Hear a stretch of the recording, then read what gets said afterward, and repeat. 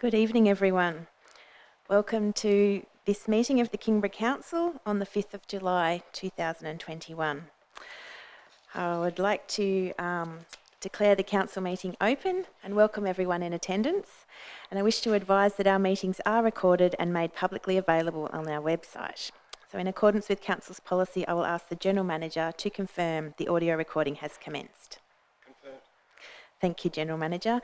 Also, just for those listening at home, I'll remind my colleagues to speak into the microphone. Apparently we need about a hand's width distance between our mouths and the microphone for the people watching the live stream to hear us. I wish to acknowledge the traditional custodians of this land, pay respect to elders past and present, and acknowledge today's Tasmanian Aboriginal community. In attendance tonight, we have Councillor Sue Bastone, Councillor Gideon Cordova, Councillor Flora Fox, Councillor David Grace, Councillor Amanda Midgley, Councillor Christian Street, Councillor Steve Wass, Councillor Paula Reet, and myself, Councillor Joe Westwood. From our staff, we have our General Manager, Mr. Gary Arnold, Director of Engineering Services, Mr. David Reeve, Director of Environment, Development and Community, Dr. Katrina Stevenson, Acting Director, Governance, Recreation and Property Services, Mr. Scott Basham, Manager Development Services, Ms. Tasha Tyler Moore, our Media and Communications Advisor, Ms. Sam Adams, and our Executive Assistant, Mrs. Amanda Morton. And I have no apologies for tonight's meeting. Confirmation of the minutes. Can I have a mover? Thank you, Councillor Fox, seconded by Councillor Reet, that the minutes of the open session of the Council meeting number 12, held on the 21st of June 2021, be confirmed as a true record. All those in favour, please say aye. Those against? Motion is carried. Workshops held since our last Council meeting. There have been no workshops held since our last Council meeting. We move now to page 2, Declarations of Interest. Does any councillor have a declaration of interest to declare at tonight's meeting?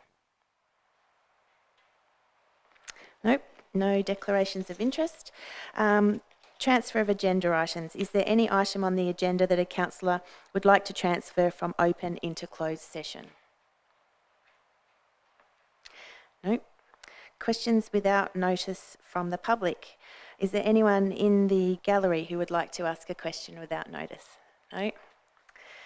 Questions on notice from the public. We have one on Kingston Park from Mr. David Bain and an officer's response from Daniel Smee.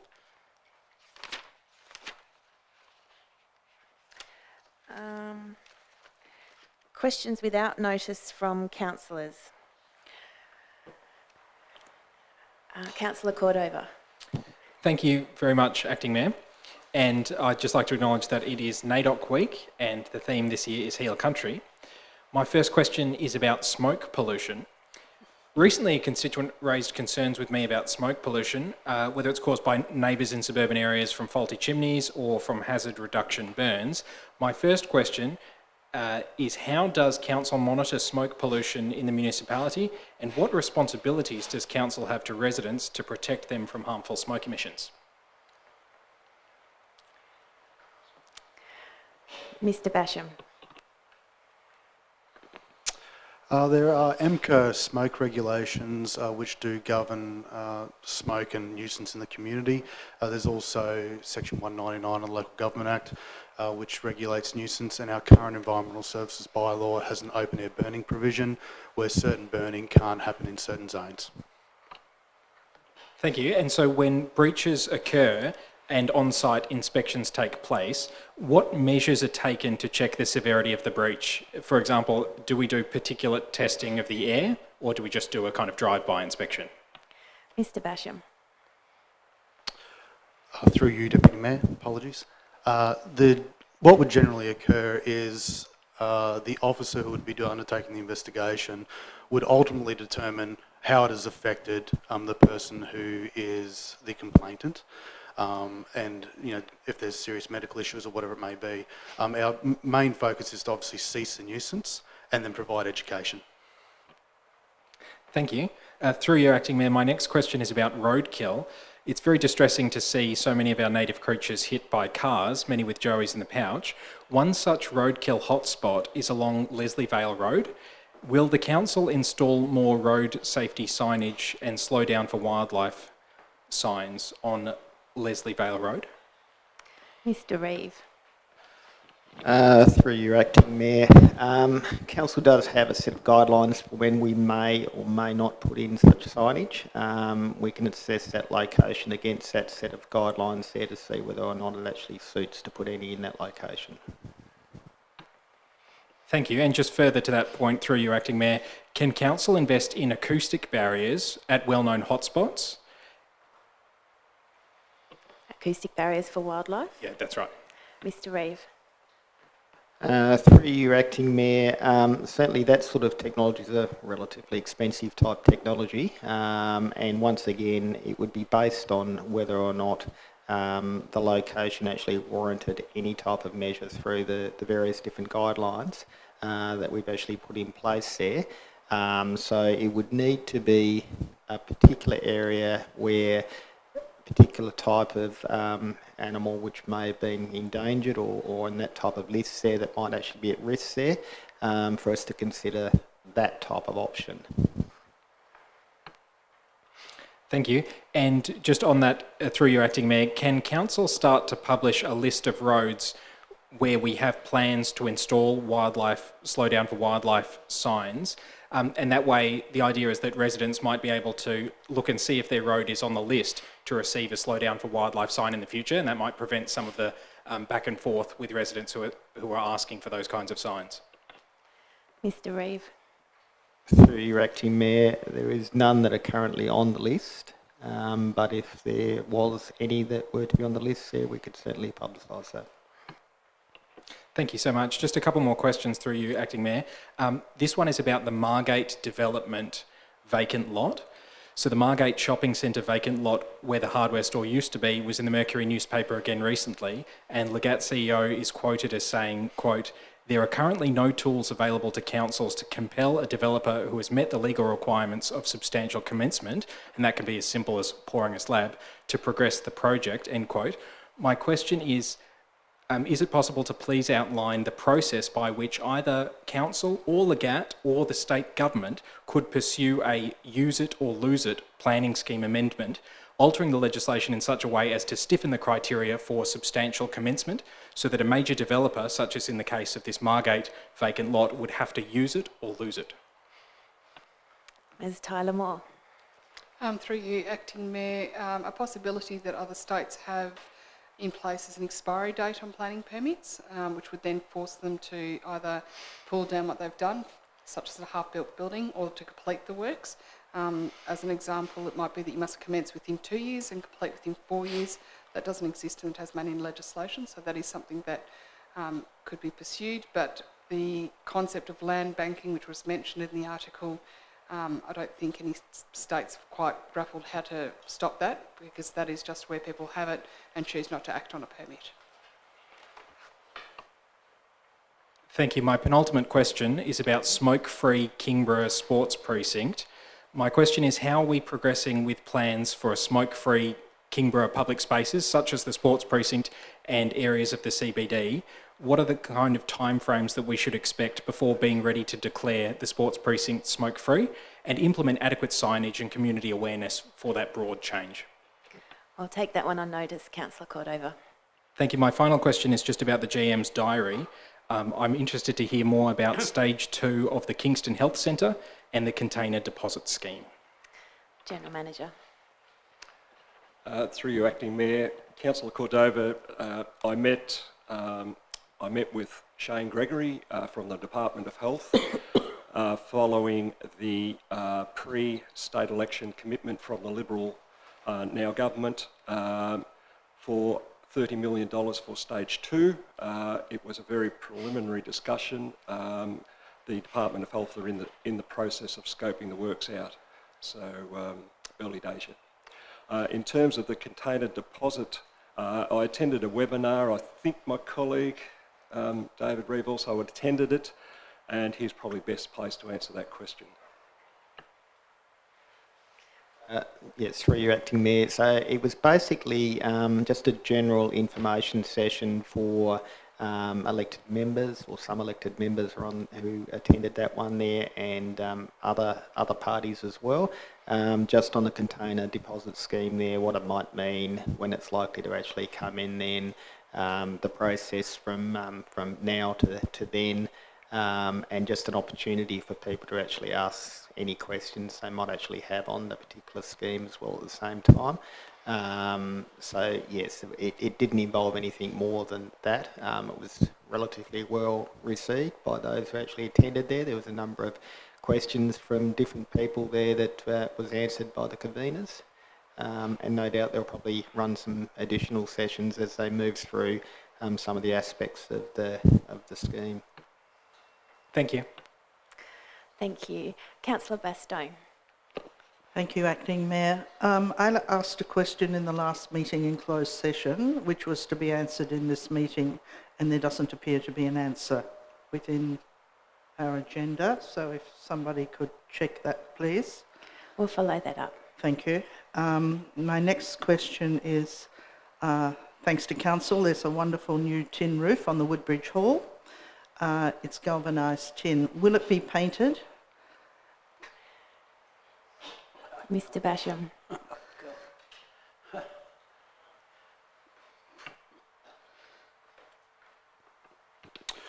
Through you, Deputy Mayor, I will take that on notice, Councillor. Thank you. Thank you. Right. On Sunday, I was at Kingston Park, and the police were again called. There is a baby changing room in the hub, which has a sign on it saying out of order, which I think has been put on by someone here on council, but the door isn't locked. It appears that often young people are going in there and locking the door for considerable amounts of time. Yesterday, when the police were there, it took some time for the people to come out. They left behind their phones and charger, which I gather is part of the reason for going in there. But it was also stated to me by the policeman that these cameras that are at the hub are not all accessed from the same point. Is that true? The security cameras. Oh, sorry, Dr Stevenson.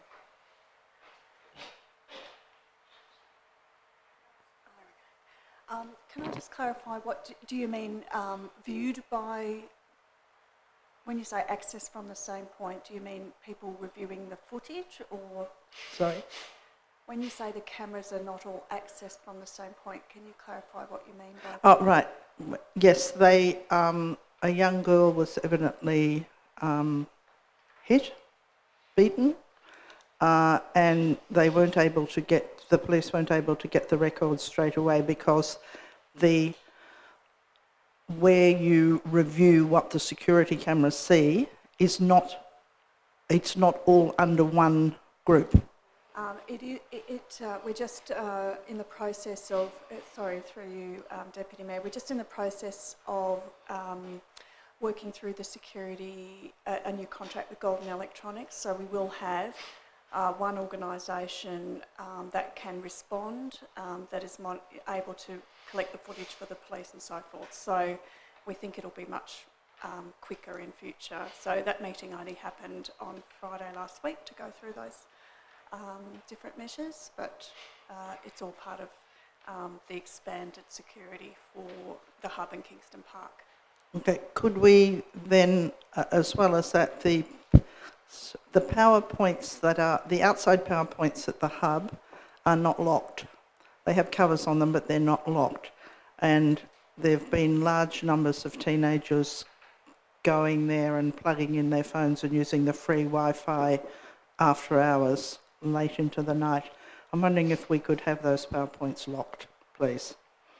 I'll certainly look into that, Councillor. Thank you. Through you, Acting Mayor, I'm wondering if Mr Reeve will be able to put a middle white line on the Woodbridge Hill Road. It's quite difficult, and the road is certainly wider than the Channel Highway through Woodbridge, so it's not a factor that's very narrow. But if we could have something, it's quite difficult coming around the curves without knowing where the middle of the road is. Mr. Reeve? Through your acting mayor, we can certainly have a look at that and see whether there is enough room there to actually have a middle white line. Thank you. And my last question is about the tree on Osborne Avenue, which I think probably myself and many other councillors have had notices about, with citizens wishing to have it cut down. I'm wondering if this tree that they wish to have cut down is the same tree that the council spent the $50,000 on to save it. General Manager? Through you, Acting Mayor, the answer to your question is no, Councillor Bastow. Thank you. Thank you, Councillor Bastone. Councillor Grace? Thank you. Can I just follow up on Councillor Cordover? Obviously, he's been doing a bit of legwork down at Margate area in the last few weeks to come up with the shopping centre. Can I just say, and I know you're going to get offended, but... Have you got a question, Councillor Grace? The question is, can I just give you a preamp on what's happening there? No, not really, I'm sorry. Okay, all right, I'll follow your line. My question is, there are people interested in going to that spot. There is 2 developments that have been talked about through this council in the last month or so, and this shopping centre's been 9 years. My question is, does council want development south of Kingston? I don't think it does. That's one of my questions. From my perspective, the answer to that question is yes. Well, they're not showing much of encouragement, but that's my point of view. The General Manager's, is there anything wrong with that, lawyer? Council Street? No? Okay, thank you. My other question is, General Manager again, your communication, Metro. Are we ever going to get a report from Metro regarding the bus shelters at Conningham? General Manager. Through you, Acting Mayor, I haven't received a response, Councillor Grace. Mr. Mayor, Madam Mayor, it wasn't that long ago. It was Women's Week, and Women's Week got the biggest publicity about women in our world. And yet we can't seem to get an answer about a bus shelter that was painted by the public, by this council's sanction, representing breast cancer. I'm absolutely dumbfounded. And I have one other question. I know you won't answer it, but can we have a report on, please, the Bruny Island Boat Club lease? As I understand that council had a differences of opinion. Who actually owns the land? I believe Crown own it. So could we get a report on that lease, please? Or is it going to be confidential? Or? We'll take that on notice, Councillor Grace. Okay. Thank you. Councillor Fox. Thank you, Acting Mayor. I'm just a minor issue on the Kingborough Community Safety Committee minutes. I noticed that the speed trailers had been used by schools, around schools, and that the data from those trailers was provided to committee members. And I'm just wondering if that could also go to councillors. Yes, absolutely. Thank you. Councillor Midgley. Thank you, Acting Mayor. A question regarding what Councillor Bastone raised regarding the PowerPoints being accessible in the Kingborough hub. Would it be true to say that many new public space developments have free Wi-Fi and charging points available 24 hours a day that are accessible across Tasmania and Australia? Dr. Stevenson? Certainly, free Wi-Fi is generally not shut off at any particular time. I'd have to take on notice the question about PowerPoints, but I do note that we do need the PowerPoints accessible early for when we have functions and events there, so we would just need to think through how we manage any locking in that situation. And with the matters of increasing numbers of young people hanging about in the particular public space around the hub, has Council thought about a discussion or a workshop in regards to actually talking to young people about what activities they'd like to see in the future, what are the gaps and what's missing, and I guess what's leading them to spending more time at the Kingborough hub? It's very well known that during that time of lifespan, young people do like to spend time in public locations, but I'm wondering, with the increasing number of young people that are there and there is an increase in crime and different activities, what are we taking any action about this? Through you, Acting Mayor,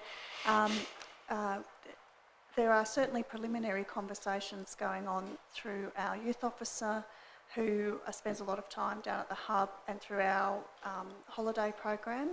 But in the next few months, we will finish the works to move our community services team down there permanently, and that will better facilitate ongoing engagement with all users of the hub, including our younger cohort.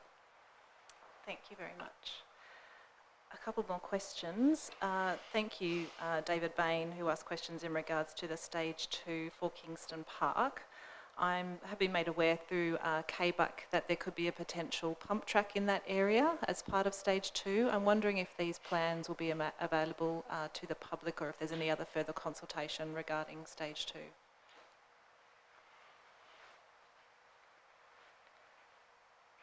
I think we'll have to take that one on notice.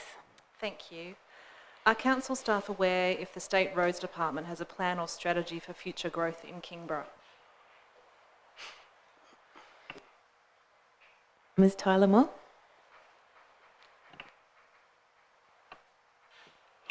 Through you, Deputy Mayor, as far as I know, there are no plans or strategic planning for growth in our region related to road infrastructure.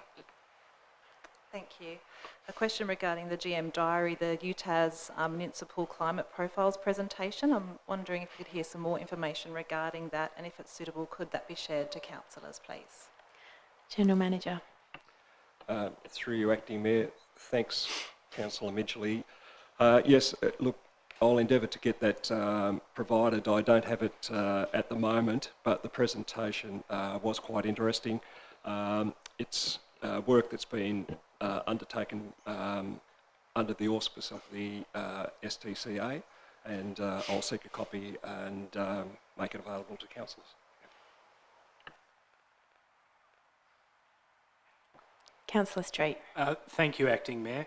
I have had contact from a number of business owners at Kingston Beach, and I understand council staff have as well, in relation to council's food van policy and the areas at Kingston Beach. I understand that council staff are undertaking some work with respect to that policy, and I'm wondering whether I could understand where that is at and when we can expect it to be back at council for us to review and make a decision on. Mr. Reeve. Through your Acting Mayor, yeah, look, we're hoping to bring that one back to council either to the next meeting or to the meeting after. So just as a little bit of a prelude to that, I guess, one of the changes we're looking to make, or the major change we're looking to make to the policy there, is to move away from exclusion zones and moving the emphasis more onto trading locations. So just saying these are the locations where we accept for people to trade in, as compared to saying you can go anywhere except for these areas. So that's what we're actually aiming to do. What would be really good if certainly councillors or anybody else had any sort of viewpoints on that, I'd be quite happy to take that on board there, and we can incorporate that as part of our report back to council as well at the same time there. So please contact me with anything that you may have or concerns you may have. Thank you, Councillor Street. Councillor Grace. Yeah, I just forgot one. Madam Chair, Silverwood Park. I was there yesterday. Now, I understand we spent some 200-odd thousand there, or is the work not yet completed? Because down near the barbecue, there was a foot of water ponding in the parking area is atrocious. No, those works aren't complete yet for Silverwater Park, Councillor Grace. Just wondering when they will be. Is that included in the works? Mr Reeve. Through you, Acting Mayor. Those works are still in the design phase at this stage there, so haven't seen any works down there yet. But obviously there's been a fair amount of consultation with the local residents and other people down through there, so the intention is to then move that from a design phase to a construction phase probably sometime in the next couple of months or so. Councillor Reid. Thank you. My question is for Mr Reeve as well. Just in relation to pedestrian crossings at Kingston Beach, this has been raised over quite some time, I believe, by local residents and visitors to the area. And I understand the rationale of not having a crossing, an additional pedestrian crossing at the end of the road closest to the beach, so that you've got two around the corner from one another. I understand that could pose some traffic difficulties, but I don't understand why we wouldn't be providing a pedestrian crossing further up on Beach Road around the vicinity of the big car park at the health centre there, so people can cross there and there's still a distance.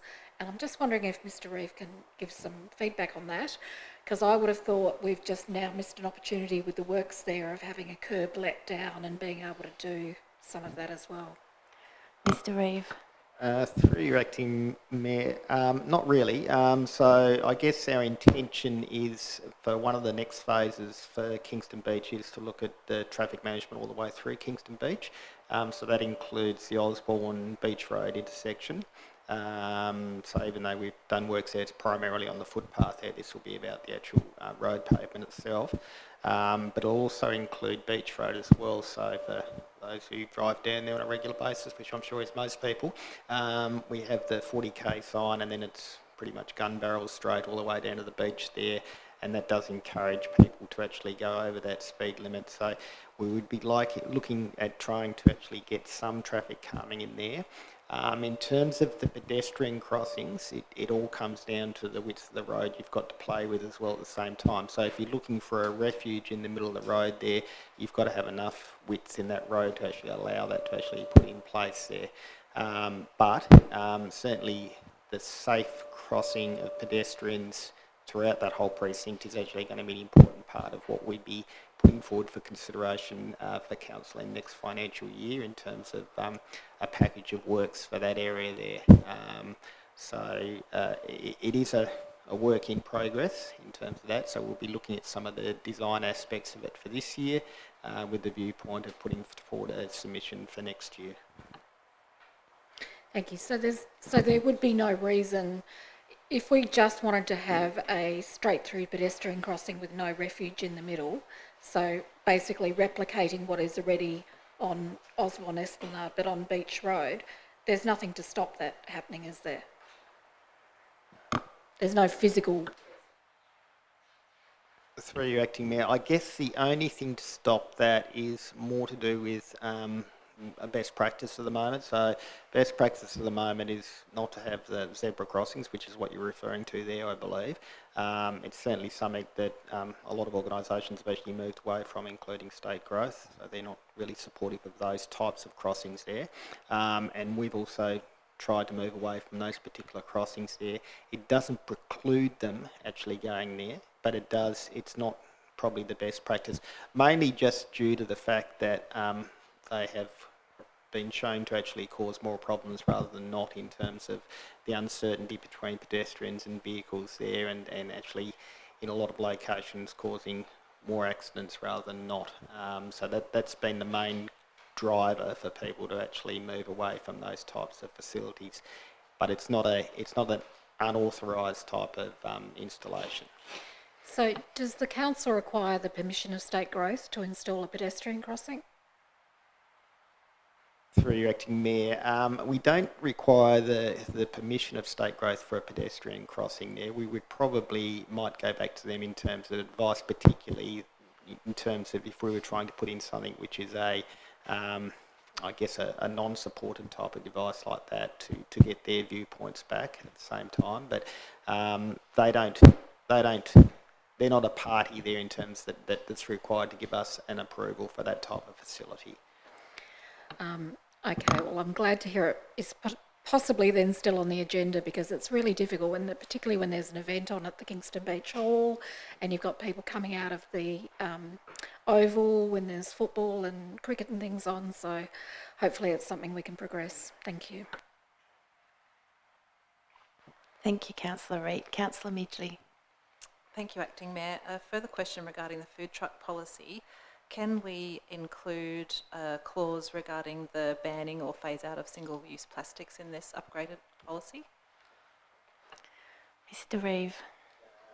Through your acting mayor, I guess we could. I mean, we certainly have done it for council-supported events or events where council has an interest in. I guess this is slightly different in terms of it being a business. To a degree, so to be akin to actually going to your other businesses, your fixed businesses there, and actually saying that we require you to use single-use plastics there, and you really do need probably some sort of head of power for that. We can certainly look at maybe orientating it around trying to encourage or support or whatever it happens to be, that they would actually use those types of things. But without that head of power, it makes it a little bit more difficult. Whereas we do have that power under our own policy there for our own events that we actually run ourselves. So we can actually, I guess, enforce that a little bit better. Thank you. Councillor Wath. Yes, thank you, Acting Mayor. I'd like to ask where Legat is and whether we should following Legat or whether we should be following the Hobart City Council in relation to banning single-use plastics. I'll have to take that one on notice, Councillor Wath. Thank you, Acting Mayor, and I'd also like to flag that I'd like a question in closed session, please. Thank you. We now move... Ask what the question can... if I take something in closed session, we have to give a detail what it is. No, Councillor Grace. We'll discuss the question when we get to closed session. We now move to question on notice from councillors. We have a question on page 2 from Councillor Cordova regarding fish farms with an officer's response on page 3. We have a question from Councillor Bastone on page 3 regarding a change of speed limit in Crescent Drive with an officer's response on page 3. We have a question from Councillor Reach on works at Beach Road in Kingston with an officer's response. We have a question from Councillor Reach regarding environmental management and pollution control, smoke regulations, with an officer's response on page 4. And we have another question from Councillor Reach regarding a sewer spill at Browns River on page 4 with an officer's response. With that, our open session now adjourns and our planning authority commences at 6:03 p.m.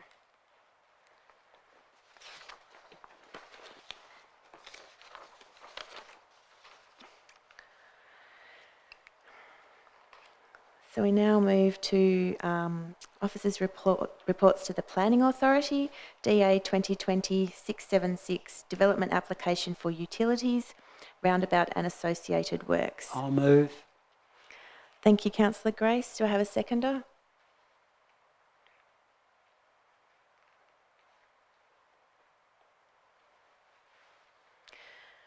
Do we have any councillor to move an amendment or an alternative to the proposal? I have an alternative if there's no seconder for the original. So just double check we don't have a seconder for the original.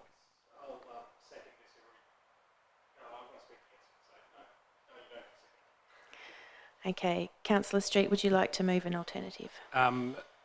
Acting Mayor, I move the original motion with an amendment to the first condition in the approval, which I understand Ms Morton has. I'd like to second that. Thank you. Seconded by Councillor Fox, thank you. Councillor Street. Thank you, Acting Mayor.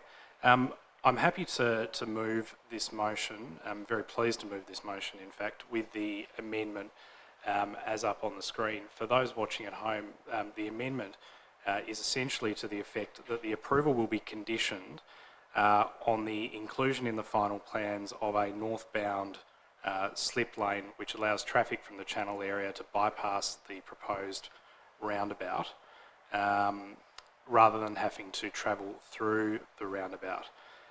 While the original proposal did fit within the planning scheme, I think it's important to recognise that over the last week we have had a considerable amount of community concern about the original roundabout proposal and the potential for it to slow traffic out of the Channel area, which is an incredibly fast-growing area for the municipality. That was clearly not a desirable outcome, even though that original proposal did fit within the planning scheme.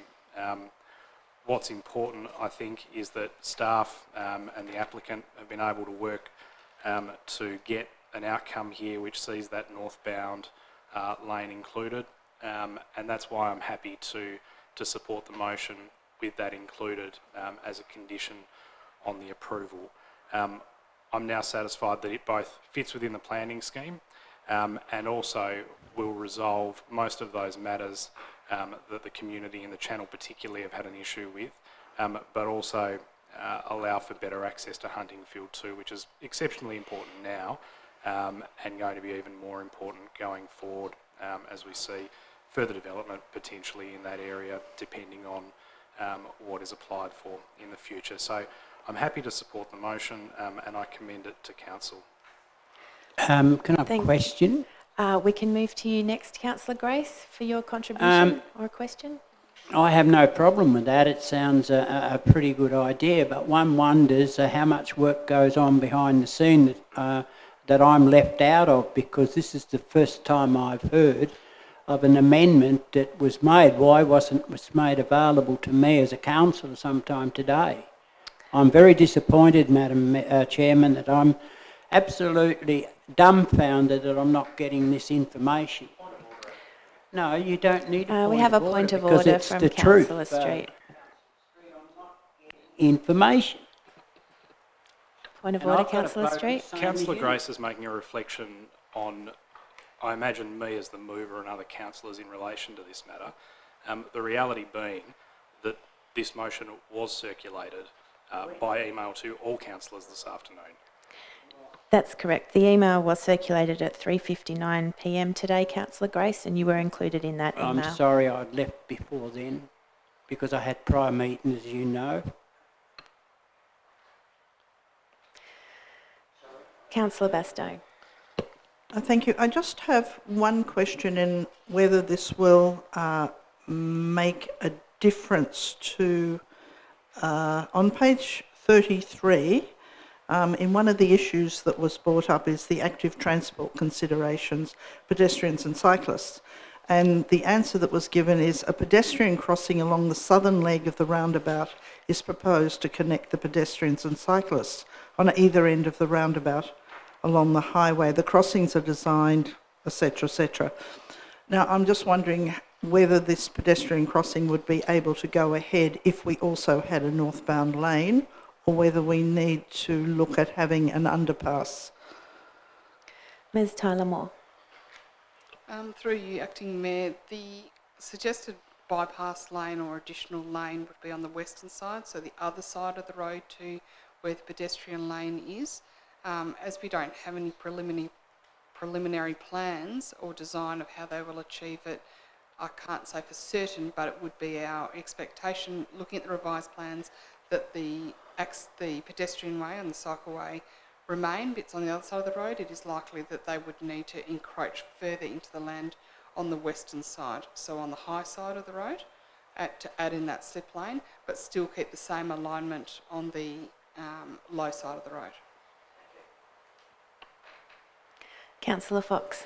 Thank you, Madam Chair. I'm very pleased that this amendment's come to us, but I do want to point out that we are acting as a planning authority, and it's very difficult for councillors to exercise their will in most cases.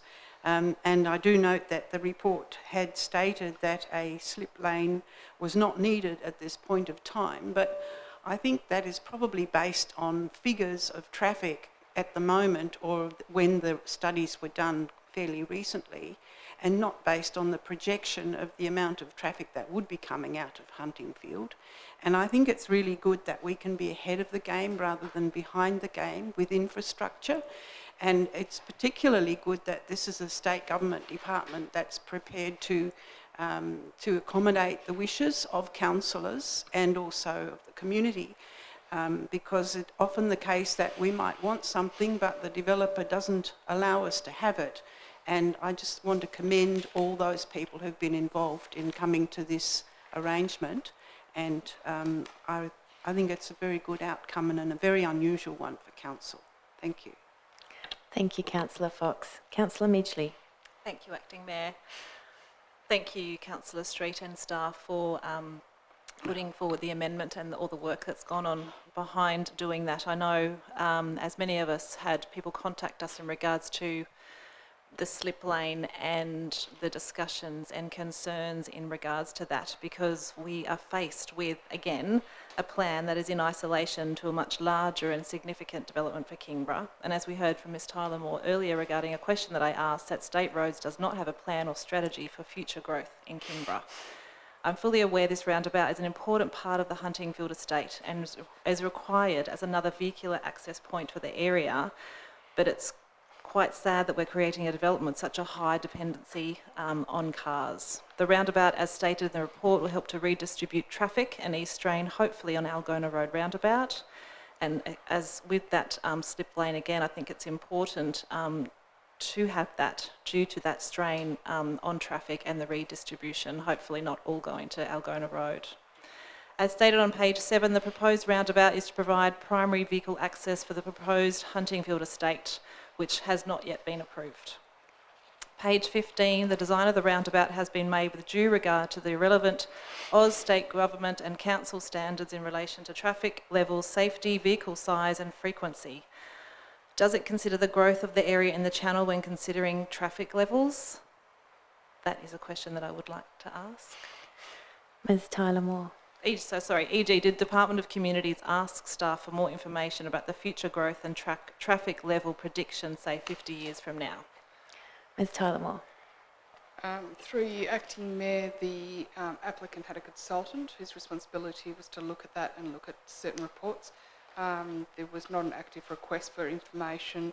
However, we proactively engaged a separate engineer to do a peer review of the reports that were provided, and our peer review demonstrated what we had concern about before engaging a consultant, that the data was out of date and wasn't complete. We provided our response back to the applicant. They considered that, acknowledged that the reports didn't reflect that well, that they had used it, and they did do some modelling based on that prediction. And the result was that it didn't make a huge leap to say that the design had to change. However, the prediction that it would need upgrading would probably be lessened. So the TIA talks about that the roundabout would probably need to be upgraded in 10 years. And it's just going to accelerate that time, or shorten that time, if you like, that demand would be required sooner than that, and it went back to the applicant for response.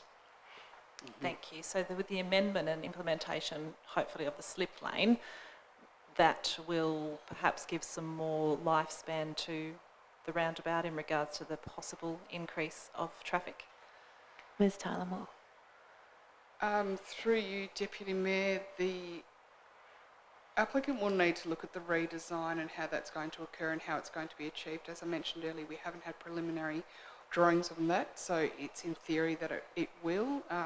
We don't have specific modelling for that. My understanding is that the consultant representing the applicant was not asked to do that. They were asked mainly to provide access to the subdivision site. That was their purpose. So they weren't asked to proactively look at a solution for Kingborough traffic problems, and that's how they responded.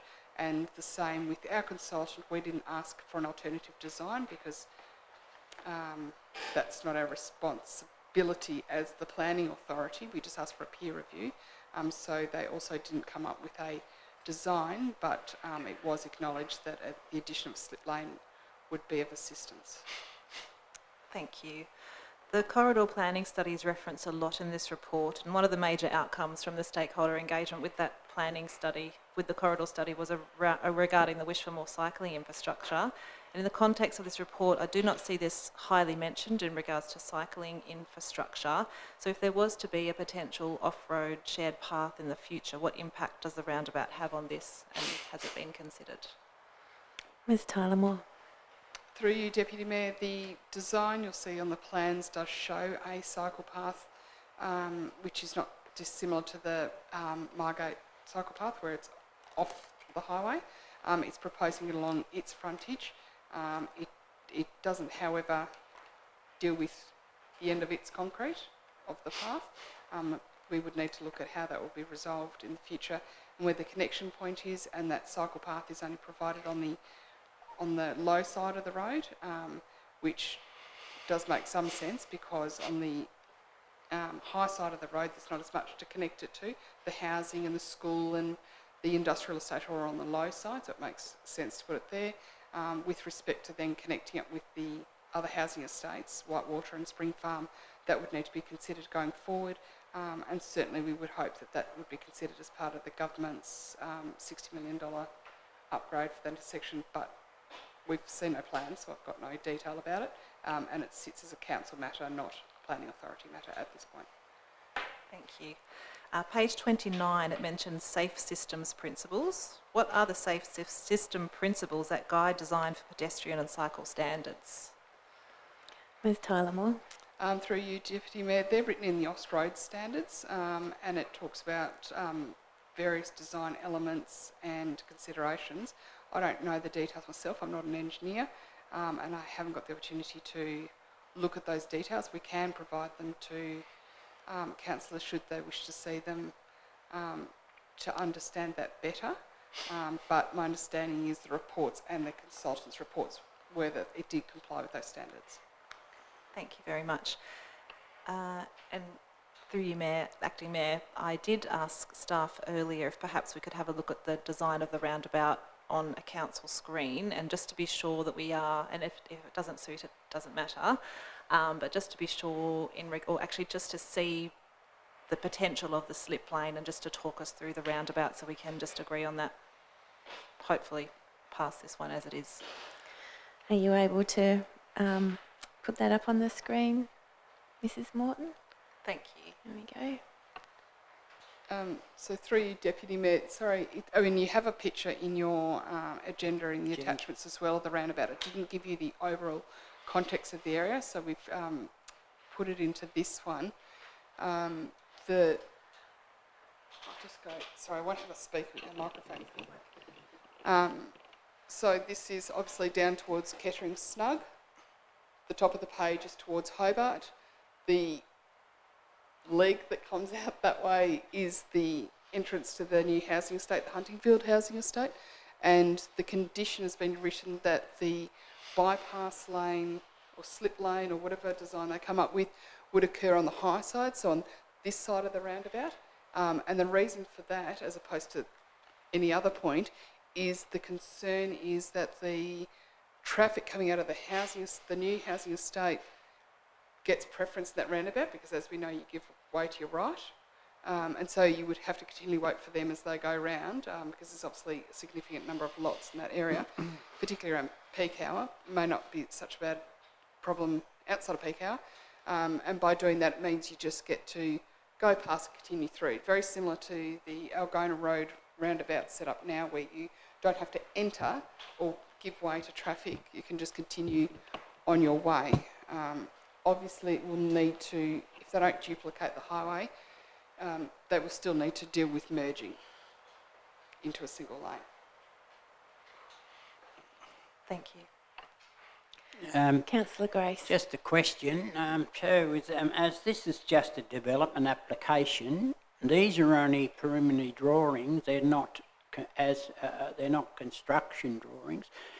So therefore, will they need a building application? And when the as constructed plans are drawn up, surely then our engineers department, council and planning, would we not have further say in this? I mean, we're only looking at a small detail drawing, but the question is, will they require, once the as constructed drawings are blown up, will they need a building development application?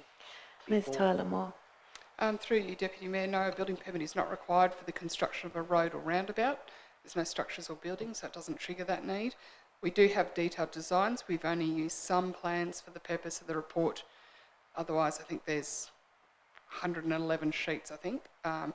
So we do have detailed design. They'll need to do further detailed design. If the decision is made tonight to include the new condition 1, they'll need to resubmit plans, which we'll consider.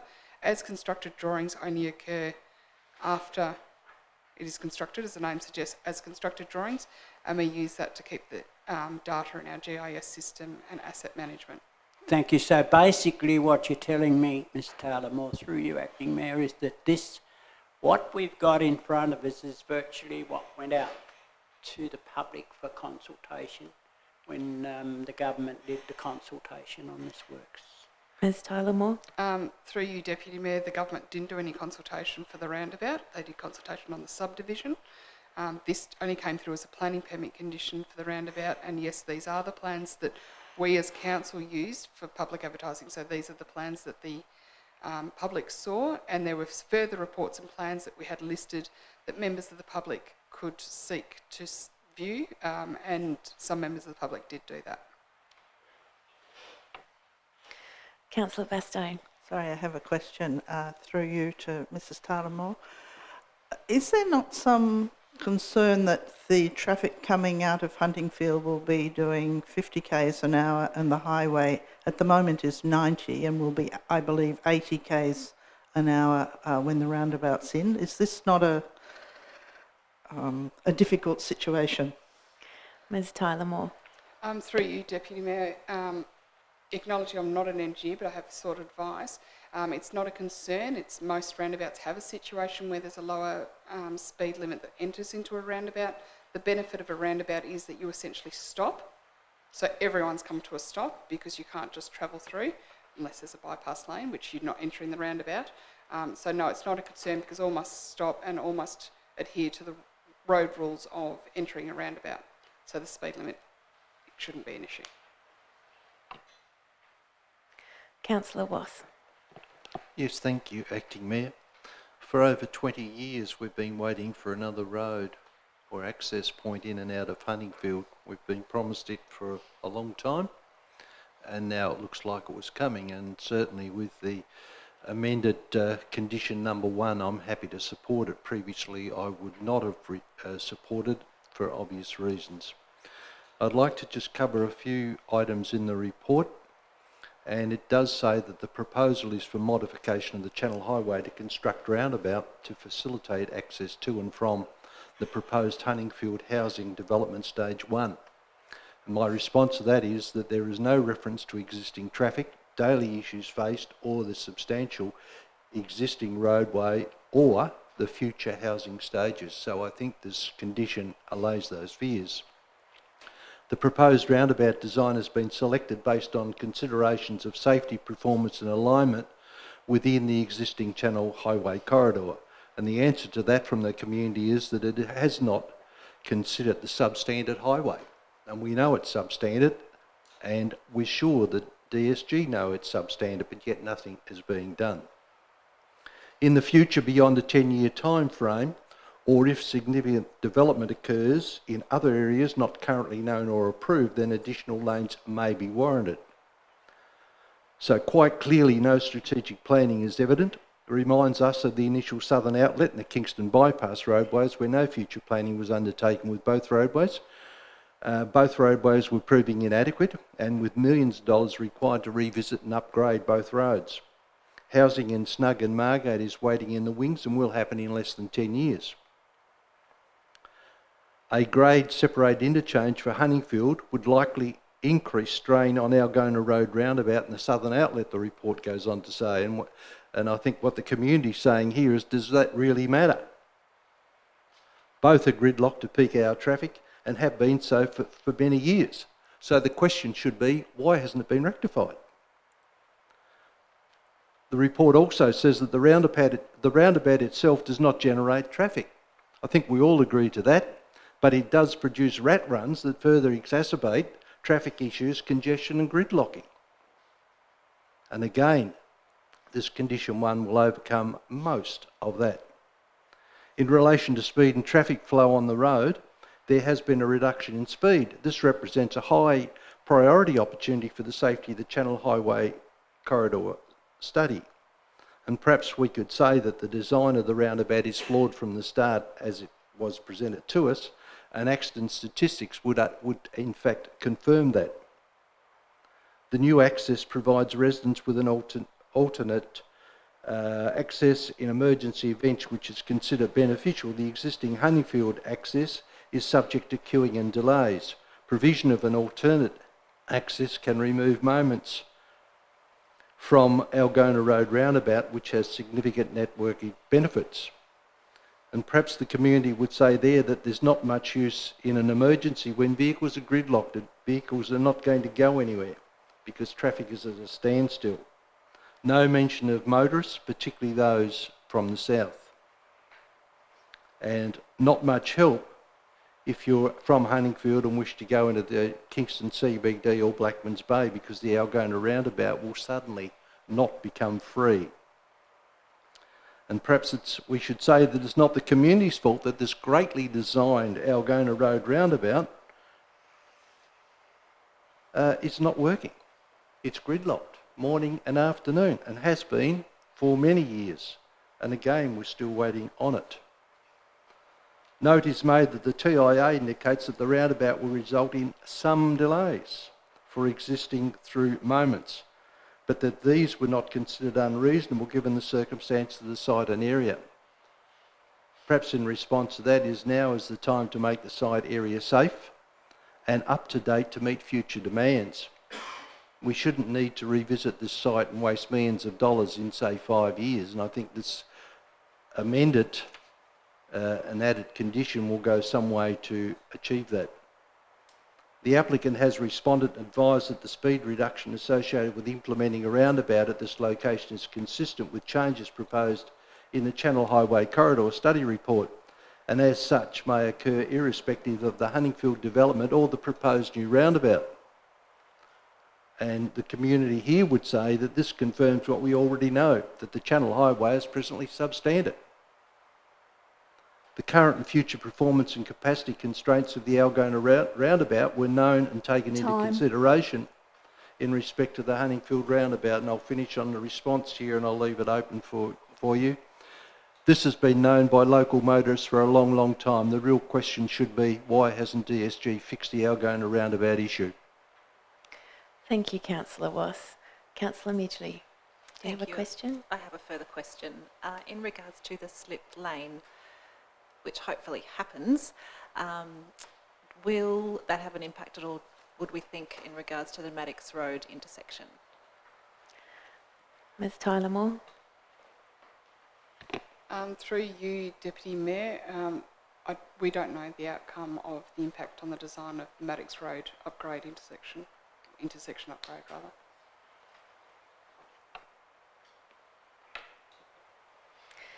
Thank you. Councillor Cordova. Thank you. A question about, with this new amendment, does that mean the proponent will need to do a new traffic impact assessment? Ms Tyler Moore. Through you, Deputy Mayor, we would need to consider the design that they come up with and consider whether there is need to provide supporting engineering reports to go with that. This is a slightly unusual approach to ask for it at this stage, but of course we need to make sure it's compliant, so we would ask for that as evidence that it does comply with all those elements that are listed there, Austroads and the Australian standards, as well as the planning scheme. Thank you. Through you, Acting Mayor, I note that it says in the report that the acoustics, it'll be less noisy, but obviously if it starts out very noisy, then less noisy could still be too noisy. My question is, what elements are proposed to attenuate traffic noise or other detrimental impacts associated with the proximity to the road as per 10.4.2 Performance Criteria 1B? Ms Tyler Moore.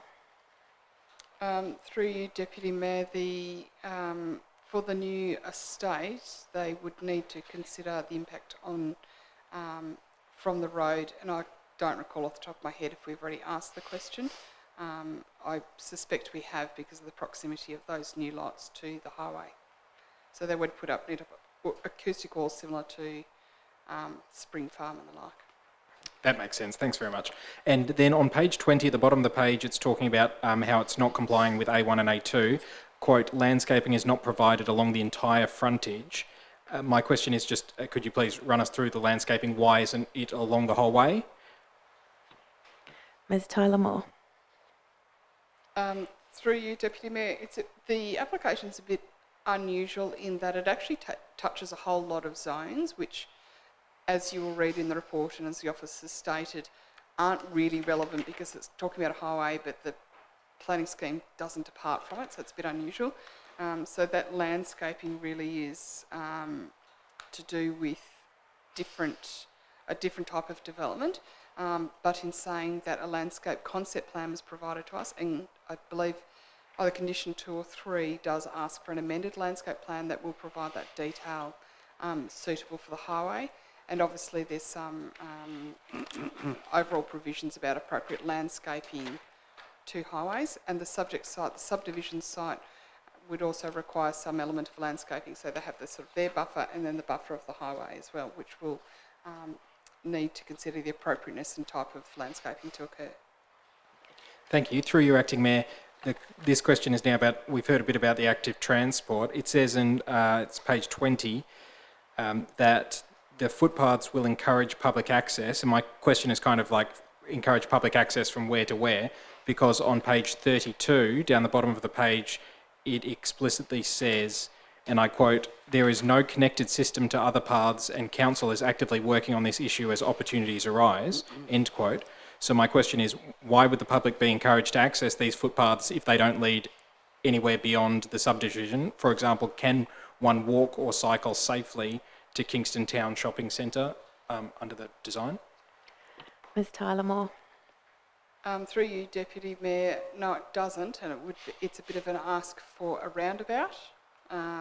So it's providing along the frontage, and hopefully council will need to think about how they're going to do that, or state growth, it is a state growth road, and look at the future planning and budgets associated with that.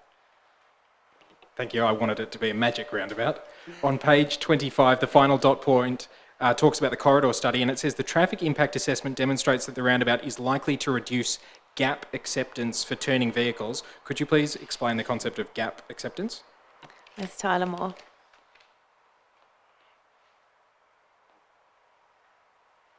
Reducing gap acceptance for turning vehicles. Through you, Deputy Mayor, as I've stated a couple of times, I'm not an engineer. That's okay. I don't know whether you've got any assistance on that, because I would actually just be having a guess at what it means. I had Mr. a guess. Reid. Yeah. Through your Acting Mayor, yeah. So basically what it's about is you've got all your cars that are queued up on either side type of thing, and it's the ease of getting onto the roundabout and getting off the roundabout. So they call that, if you like, the gap acceptance there. So they have some figures for that, which would say that's how this would actually operate reasonably well. If it was below that figure, it probably wouldn't operate as well, type of thing. So that's effectively what it is in layman's terms. Thank you, that makes sense. My final question before I move on to substantive is on page 27 when it talks about the scenic landscape codes. I found this quite interesting. It says, quote, "The Channel Highway is a significant existing element in the scenic landscape of the area," end quote. I agree with that. And then at the bottom of that paragraph it says, quote, "This major infrastructure is contributing to the landscape values of the area," end quote. Could you please explain how it's contributing to landscape values? Ms Tyler Moore. Through you, Deputy Mayor, the landscape value may be to Summer Highway, but I believe that it's actually referring to the fact that they will be doing landscaping around that area, which is a better outcome than we have in other areas, and some of the recent intersections which need to be addressed. Condition 2 outlines landscaping. Thanks very much. So I'm going to race through my thoughts on this proposal. It's received a significant amount of community interest. It's backed by a comprehensive report, and I thank everyone involved in that. I also thank Councillor Street and the changes that have been made with that amendment with the northbound traffic. It's a big improvement. Is it a panacea? Remains to be seen. There are elements of this DA that are consistent with the planning scheme, and we've heard about many of those. There are elements which do not comply with the planning scheme. For example, on 19.4.3, landscaping A1 and A2, the proposal fails to comply because landscaping isn't provided, and we've heard a bit about that. Similarly, the proposal fails to comply because of its need to destroy 7 high conservation value trees. Now, when it comes to those trees, of course, we know that there was no possible alternative, and so a discretion is applied and an offset condition put in the recommendation. That makes sense. With the landscaping plan, however, alternatives do exist, and it is my feeling that the proponent has chosen not to avail themselves of the opportunity to rectify that non-compliance. Some areas of community concern that we've outside of the planning scheme and therefore cannot be assessed against this application. For example, concerns raised by community members about the Algona Fork in the Road roundabout, while interesting and salient for a discussion about Greater Hobart's traffic woes and overall municipal connectivity, it falls outside the scope of this DA and therefore it can't be used as a reason to vote against this application. Similarly, some of the commentary in the report itself, whilst alarming, is not sufficient reason to disapprove of the officer's recommendation. So one notable example is on page 24, quote, "In the future, beyond a 10-year time frame, additional lanes may be warranted," end quote. So in other words, just like the Algona roundabout, which my colleague Councillor Wass talked about, there's an acknowledgement that this proposal may not stand the test of time. And we all know that it took about 5 years for the Algona roundabout to require a $60 million upgrade. Despite the fact that we know that free public transport statewide, more frequent, reliable public transport networks would cost $33 million a year, much cheaper, much better for the environment. Another alarming part of this proposal at the top of page 26, where it says, quote, "The delay impact is expected to be minimal due to the current delays already occurring, and largely due to the Algona Road roundabout queues and slower drivers, e.g. tourists travelling along the route." In other words, this section of the highway is already well known to be so cooked, so marred by delays, inconveniences and tricky to navigate roundabouts that you'll hardly notice another one with its additional problem impacts. Still, again, that's not reason enough to vote. That's not reason enough for the planning scheme to consider it an inappropriate development. Like Councillor Wass, I agree with the sentiments expressed on page 25 about emergency vehicle access. Having extra egress in the case of wildfire in the Peter Morrow Reserve, that is a point well taken. That's a good idea. The question really is about the design of the roundabout and if it's fit for purpose. I think everyone agrees that having extra entrances and exits to Huntingfield is a great idea. When safety issues were raised by community members, the report on page 29 says, quote, it's issue 4, safety issue with the roundabout. There are concerns with the overall safety of the roundabout and the Channel Highway generally, including pedestrians and bicycles, end quote.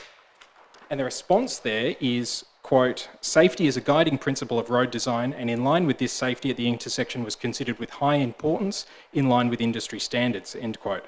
So basically when the community says, we're worried that this isn't safe, the response is, your safety is important to us, please hold the line. Basically the answer isn't really an answer in that report. But again, this isn't on its own enough to for the planning scheme to say that the proposal isn't fit for purpose.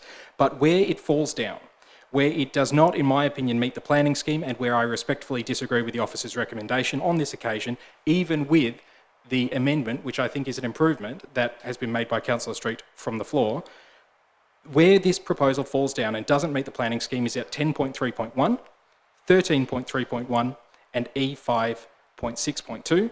The report states that on these points, the proposal, whilst non-compliant with the acceptable solution, can be assessed as being compliant under the performance criteria because, and I quote, the use of the Channel Highway and Roundabout in light of their transport function does not have an unreasonable impact on residential amenity.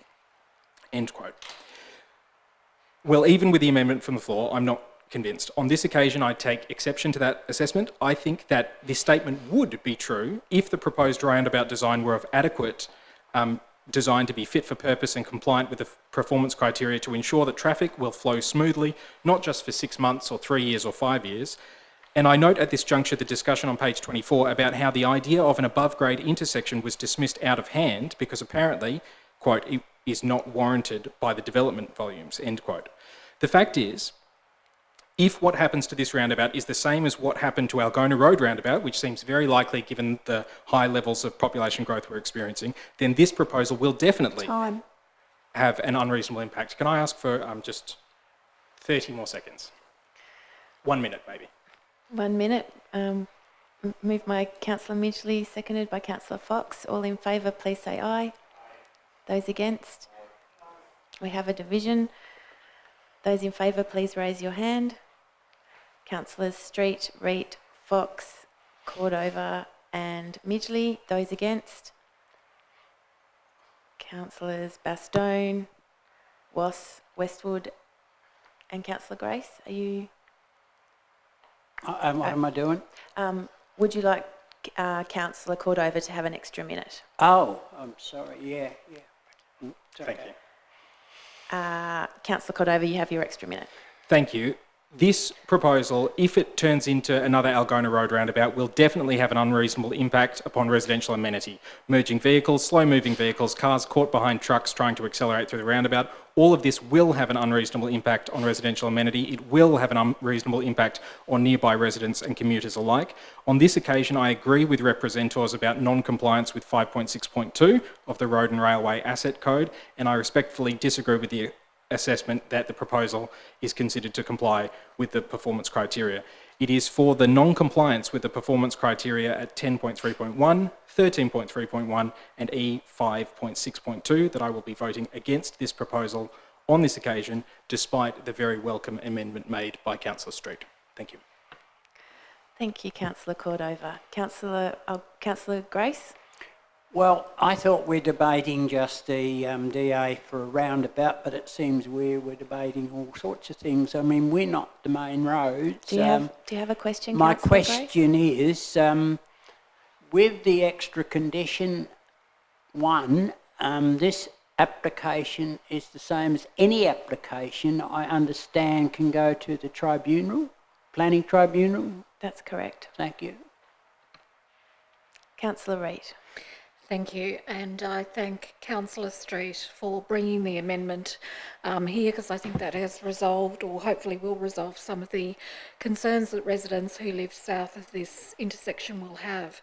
I just wanted to ask a question in relation to the diagram on, and I've just flicked past it, page, it's the one that shows the land acquisition. Sorry, I had it and then I flicked away. Page, it's got the blue on it. Diagram, yeah, what page? Yeah. Page 74, thank you. With the addition of the slip lane that we've just put in the amendment, is there sufficient land to accommodate that without acquiring further land? Ms Tyler Moore. Through you, Deputy Mayor, no, there's not sufficient land. They would need to extend the public acquisition. Council's not doing that public acquisition. It's part of the applicant, which is the Department of Communities, to do that, unless, of course, there was any other involvement from state agencies with respect to the upgrade of the highway. But that's up to them to work that out. Okay, thank you. Yeah, I just wasn't sure. It didn't seem to be a very large area from what we've got there. So we'll leave them to sort that out.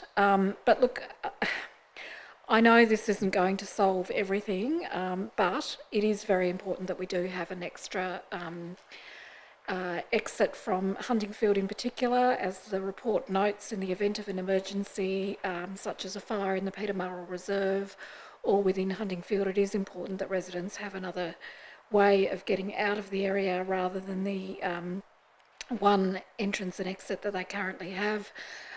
So I am pleased to see this going ahead. I guess I'm disappointed that the $60 million upgrade of Algona Road existing roundabout is going to be some years away, and so we need to make do for this for the moment, but I'm happy to support this with the amendment. Thank you, Councillor Reid. Councillor Street, would you like to sum up? Only to thank my colleagues for their contributions, and also again thank the community for their response and feedback in relation to this development application. Thank you. Just to recap, we have before us a development application 2020-676, development application for utilities, roundabout and associated works before us as printed on the screen and in our agenda papers. All those in favour, please say aye. Aye. Those against? We have a division. All those in favour, please raise your hand. Councillors Grace, Street, Bastone, Reid, Fox, Midgley, Wass and Westwood, and those against, Councillor Cordova. The motion is carried. We now move to page 91, development application for 13 multiple dwellings, which is stage 2 of the King's Quarter at 7 Goshawk Way, Kingston. Do I have a mover and a seconder for this?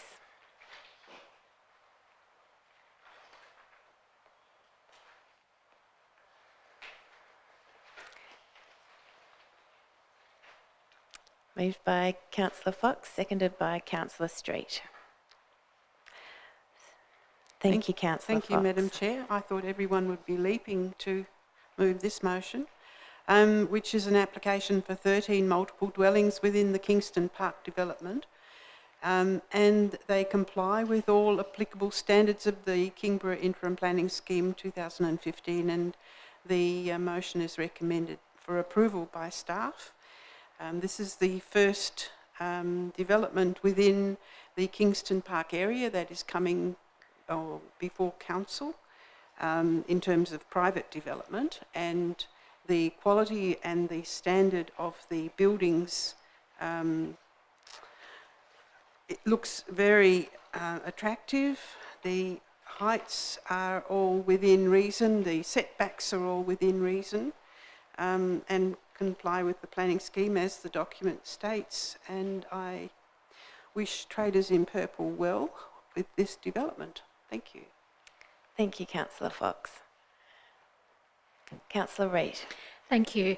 Look, I support this. I did just want to make a comment, and that is one that I've made about the development at Kingston Park before, and that is that given the location of these units to the centre of Kingston's CBD, it is really disappointing that the developers have not chosen to make any of them single-storey dwellings, so that people who are looking to downsize, who might be elderly and have mobility issues and who cannot navigate stairs, could have the opportunity to purchase them. So I think that's really poor planning. It's disappointing. I would have also liked to see them do something like fit them out with fittings like handrails and that sort of thing, that because it's cheaper to do it when they're developed rather than retrofit later. I think there's a missed opportunity. I know I'm kind of veering off the intent of the planning thing here, but I just want to express that disappointment, because it does mean there's a lot of people, once this is passed, who won't be in a position to take advantage of what is a very ideal location, particularly if you no longer drive. So I couldn't let that go unsaid, and you've been very tolerant. Thank you. Thank you, Councillor Reid. Councillor Midgley. Thank you, Acting Mayor. I also have a comment to that, and it's on page 96 in the desired future character statements. Promote development that supports a range of housing types. And in regards to what Councillor Reid has said to the developers, I'm very excited that you're here and that you are building, and it's really fantastic that we're going to have this amazing activated close proximity to the CBD housing space. But in regards to the lines around the desired future character statements, I haven't seen diversity in the housing type that's come before us. When are we going to see diversity in the housing type, which I guess will then be applicable to people with mobility issues that have requirement for single storey? That's what I thought the character statement, I guess, adhered to that so that we could provide diversity of housing.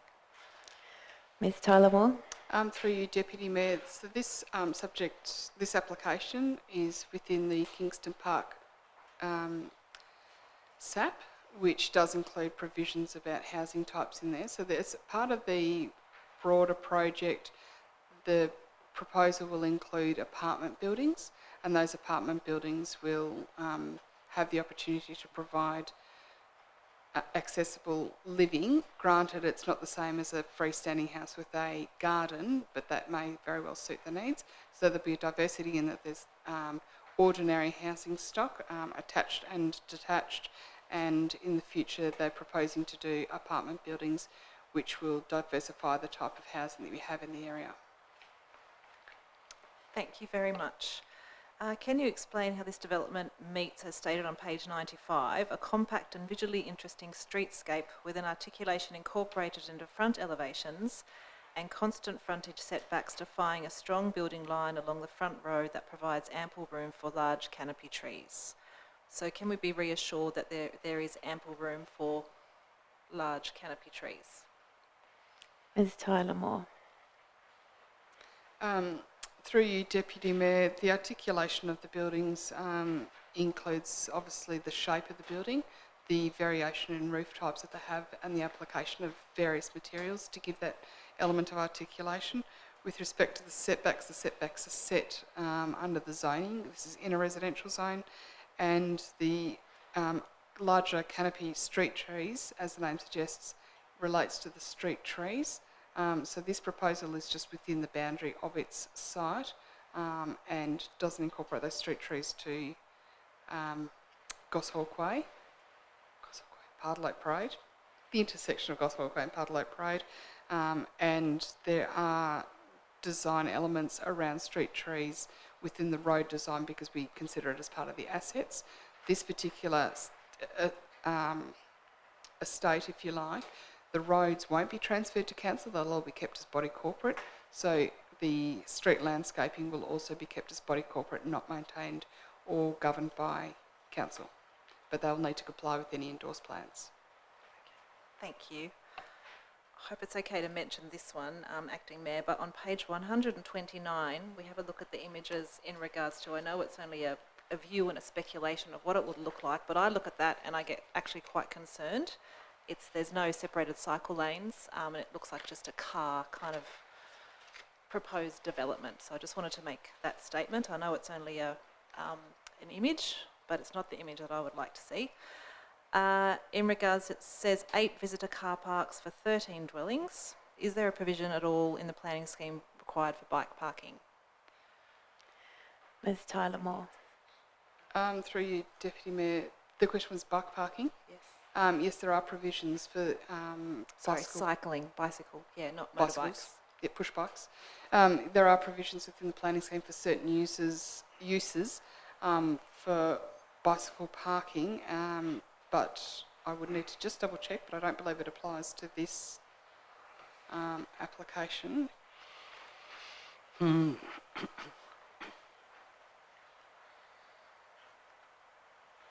Sorry, I thought the answer would be no, so I should have prompted that prior. I think it might be, but I don't want to be caught out. Okay, thank you. I would like it to be. Should we just give you a couple of minutes? Yes. Just contemplating. I could tell you the relevant clause is under the Access and Parking Code, which is clause 5 of the planning scheme, which applies to all interim planning schemes.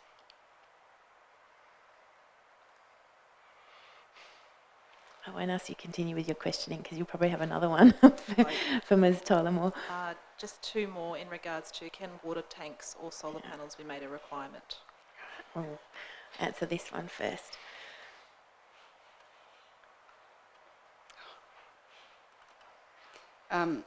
Just while I'm waiting for the state government website to upload, the answer to the water tanks and solar panels is no. That's dealt with under the building regulations with respect to the star ratings that are required for new builds, so it's not dealt with under the planning provisions.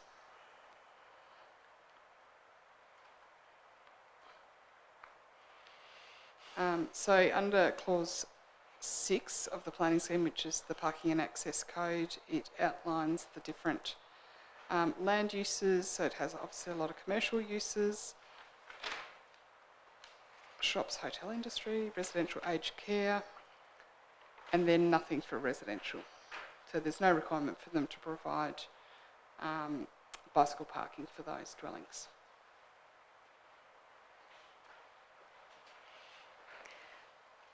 Councillor Grace? I don't support it.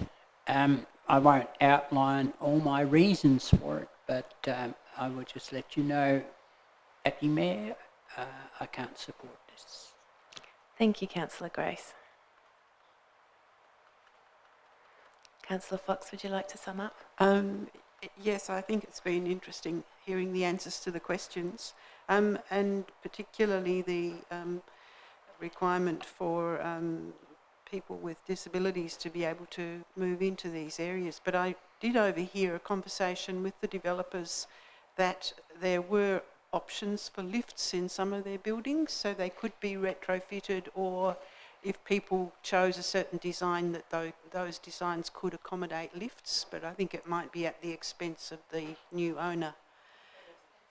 And they're very expensive in most cases, but it's not ruling it out completely, and I think it is important to recognise that we're an ageing community and that there are many people who might be frail at some time in their lives. It's not just about people in wheelchairs. But I do recommend the motion, and I think it's a beginning of a very interesting project. Thank you. Thank you. We have before us on page 91 a development application for 13 multiple dwellings, stage 2 of King's Quarter at 7 Goshawk Way, Kingston. All those in favour, please say aye. Those against? We have a division. Those in favour, please raise your hands. Councillors Street, Bastone, Reet, Fox, Cordova, Midgley, Wass and Westwood. And those against? Councillor Grace. Motion is carried. The Planning Authority now adjourns and the open session resumes at 6:56 p.m. Councillor Grace, good night. We move to page 132. Notices of motion. At the time the agenda was compiled, there were no notices of motion received. There were no petitions still being actioned, and at the time the agenda was compiled, no petitions had been received.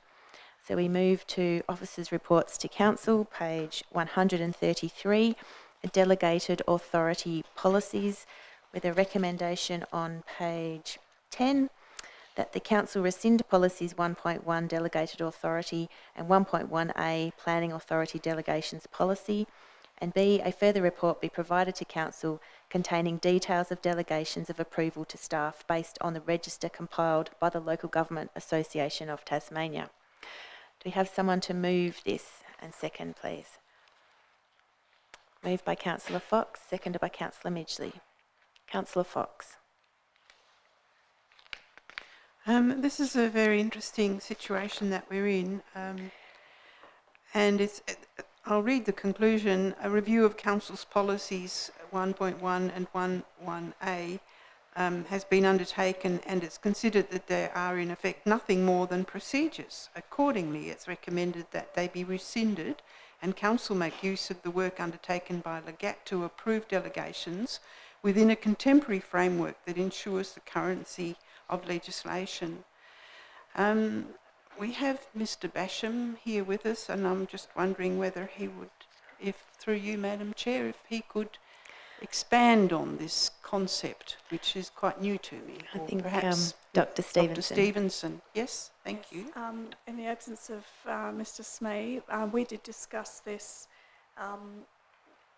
Won't surprise councillors perhaps that when I started at council I brought to the attention of our management team the delegations instruments that Legat produces and updates in partnership with a legal firm for the benefit of all councils. And in discussing those and looking at our policies, it was clear that our policies were really not policies, they were a combination of procedures and the delegation lists. And this is why we have a schedule to review our policies. Time moves on, the legislation changes, and these are clearly legislated requirements that are specified in some detail, so they don't need to be replicated in a policy. What does need to come to council is any amendments to the delegations, and by using the register that Legat produces, it will be much easier to update when there's legislative changes because we'll be notified, and also if there's personnel changes for any reason. Through you, Madam Chair, does this mean that we'll be saving a lot of legal fees, saving money in legal costs? Dr. Stevenson? I might need to look to the General Manager. I'm not sure what legal audits might have been undertaken in the past, but certainly in terms of providing information around new delegations, new delegated requirements or new legislative requirements around delegations, that will be picked up through our subscription to the Local Government Association. General Manager? Through you, Acting Mayor, Councillor Fox, I'd just add to that by saying that there will certainly be, if Council adopts this recommendation, savings in terms of administrative costs that we would have otherwise instituted. Thank you, Councillor Fox. Councillor Street. Thank you, Acting Mayor. Fully accept the tenor of the recommendation. My only concern, and I'm sorry, it's only just something that I've thought about now, surely there are things within these policies or delegations within these policies that do exist that we've made, regardless of the fact that we're taking the view that they could be in a different form than they are currently.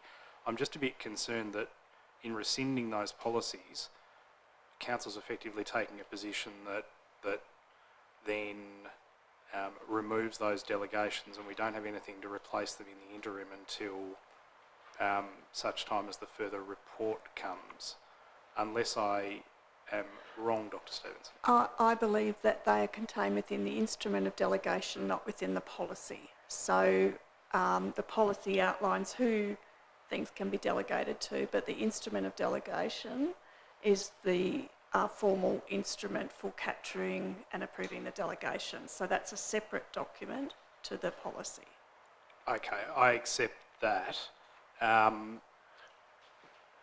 But the delegations are created, are the delegations created by Council accepting the policy? No, the delegations are created through the legislative instruments, such as LUPA, such as the Local Government Act. Sorry, I need to rephrase my question. Yep.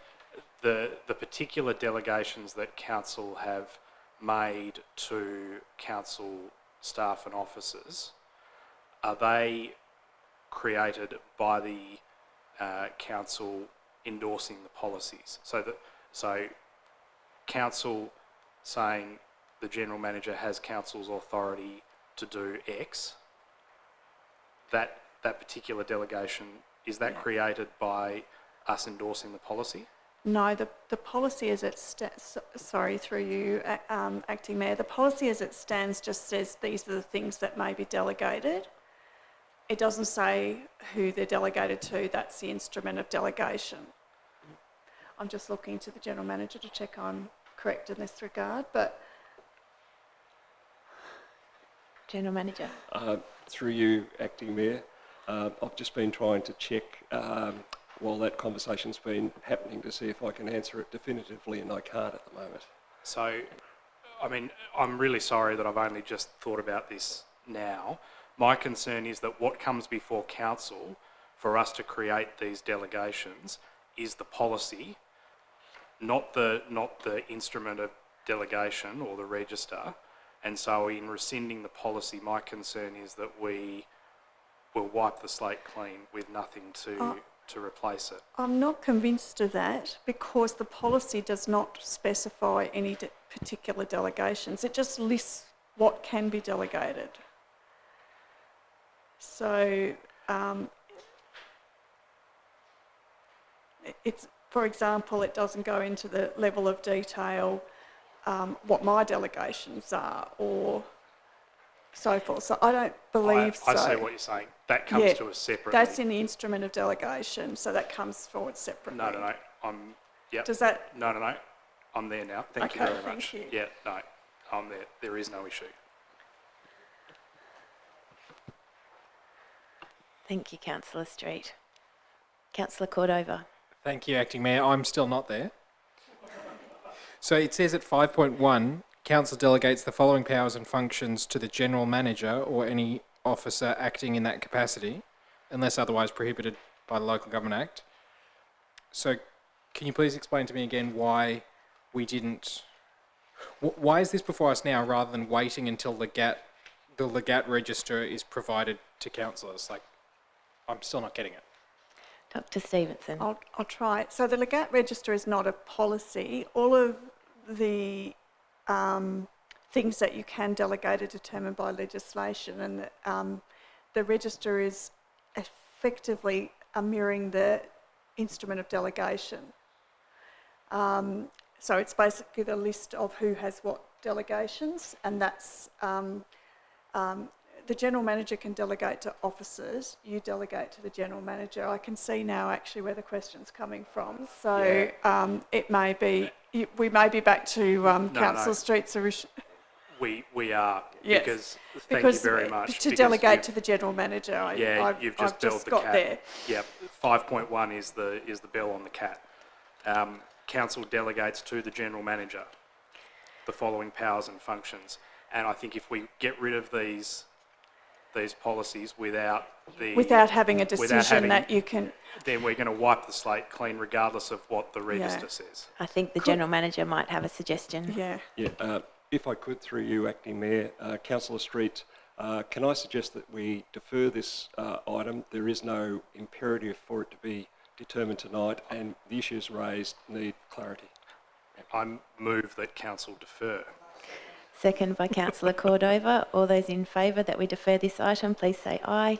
Aye. Those against? The motion is deferred.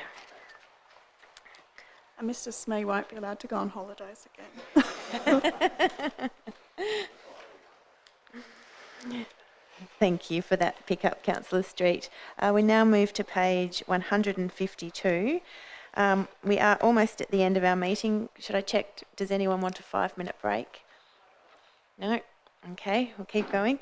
So page 152, leasing and licensing policy. We have before us a report from staff with a recommendation that Council's leasing and licensing policy 3.21 as attached to the report be adopted for a further 5 years. Do I have someone to move that, please? Councillor Street, thank you. Seconded by Councillor Reid. Councillor Street. Thank you, Acting Mayor. Staff have reviewed the policy and identified that there are no required changes. The policy's been in place since 2018, which was its inception, and it's served its purpose well. It exists alongside the provisions of the Local Government Act in relation to councils' leasing and licensing of facilities and property. And on the basis that it's served us well for the last 4 years and council haven't identified any further changes, I commend the motion. Thank you. Councillor Midgley. Thank you, Acting Mayor. I have a few questions. The first one relates to thoughts around an agreement renewal process. Can you please point out in the policy, can staff please point out in the policy the process for this? Do we undertake a public process to help identify the current lessee as the most suited? Mr Basham. Through you, Deputy Mayor. The policy itself and the Local Government Act allows for the advertising of a lease before it occurs, and there's also provisions for a rental review inside the policy itself, and all leases come to council. But in order to give you, I guess, a thorough answer, I'll have to take it on notice and go to our property officer. Thank you. So I can't see that in the current policy where that is, or is there anything that relates to that question? Mr Basham. Through you, Deputy Mayor. It's approximately section 177 off the top of my head in relation to the Local Government Act, which talks about the advertising, and concerning the review of the rental, it is in the policy. I just don't have it right here and now, but as I said, we'll take it on notice and I'll provide it to you in detail. Thank you. And some of these questions relate to a little bit of research I did around other councils' policies. So that's where some of the questions have triggered where I found a few gaps in ours. Where in the policy do we cover, say, peppercorn rental? So I don't really get that it's clear in the not-for-profit area. So I understand we do provide peppercorn rent for different facilities that we own, but I can't grasp where I actually see that in this policy. Mr Basham. Through you, Deputy Mayor. The clause 6.3, I guess the actual term peppercorn rental is not used in that clause itself, and the intent of that is to provide some level of flexibility concerning non-for-profits or even sporting groups who may be leasing land or etc. It does say in there at 6.3 sub-clause B, whilst the market valuation is in most cases won't be applied to non-profit organisations. And I guess that's a way in saying that, as per you've brought forward, that peppercorn rental is normally used in that manner. General Manager, would you like to add to that answer? Through you, Acting Mayor, Councillor Mitchell, I'd also draw Council's attention to 6.4 on the policy, which requires a report to Council for a Council decision for a lease or licence. Thank you. How are subsidised rents calculated? Mr Basham. Through you, Deputy Mayor, 6.3 subclause D of the policy itself sets out some considerations in relation to the setting of rental of non-commercial leases and licences. Thank you. Re the matter where it says that it addresses community needs, so not-for-profit organisations in a manner that addresses community needs. Do we have this written down in regards to, like, for transparency and things, what actually are the community needs in making that decision? Mr Basham. Through you, Deputy Mayor, I'm not aware if they're actually written down, but I know that the officers are involved to assess those matters, and as the General Manager said in 6.4, it's brought before Council before it's endorsed. Thank you. Have we ever considered, for transparency reason, to actually identify what the community needs are so that an assessment panel can have that written down as a selection criteria, or even Council to actually address, I guess, and scrutinise if they address community needs, because it's quite a broad definition, and just noting from other Council policies, they do actually note what community needs are. Yeah. Anyway. Mr Basham. Through you, Deputy Mayor, I had a conversation with Mr Shmee before his absence, and he advised that there has been a number of conversations over the years concerning this and a number of other assessment tools in relation concerning leases and licensing, and it was his opinion that it's just not required at this point in time, but that will be something that could be brought forward. Thank you. If a lessee rents a property to other, say if they're paying peppercorn rent, and they might rent rented out for other groups and community groups to use. Is there any scrutiny in regards to looking at their books or what they might be, you know, what their financials might be in regards to that? I just know that there are some places that do pay peppercorn rent, but they do then rent it out to other services throughout the week. Mr Basham? Through you, Deputy Mayor, I'm not aware of any, as you said that you are, excluding our hall management committees that rent out sites. My initial thoughts were that there would be conditions on the leases or the licence in relation to, like, benefiting from a peppercorn-style rent, but they'll have to take the question on notice and run it through our property officer. Thank you. In regards to the point about other considerations, will we be providing FOGO bins to any of our properties? Mr Reeve? Through your acting mayor, I guess if the properties are actually on the service, they can certainly apply for a FOGO bin if they wish, as could any other resident.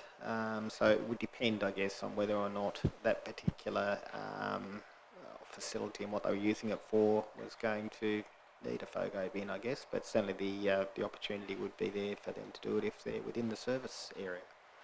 Great, thank you. And have we got a plan or policy that looks at a plan for increasing energy efficiency for council buildings? I know I'm asking that question because there is in all new leases to encourage best practice in terms of energy usage. Mr Reeve? Through your acting mayor, we've certainly done that with some of our major buildings there, not with all of our buildings, but it certainly would be something that would be worthwhile looking at in the future there, bearing in mind there's different usage for different buildings there, so things such as solar panels might not always suit some buildings, but they might suit other buildings there. But things like double glazing and some of the other things you can have for energy efficiency may well be applicable for various different buildings there, and I guess they will be looked at on a case-by-case basis. Thank you. So we don't really have an overall plan, it's just a case-by-case basis. Yep. Thank you.